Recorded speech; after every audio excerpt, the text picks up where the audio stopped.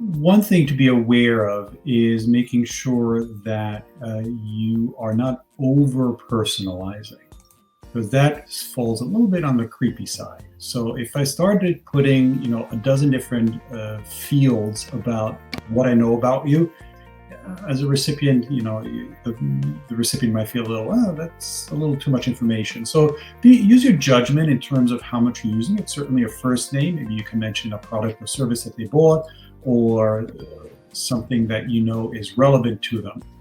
The subject line can be personalized. The beauty of this dynamic content is that you can not only include text where the personalization can appear, but I'll show you in the next slide also specific blocks and images to do that.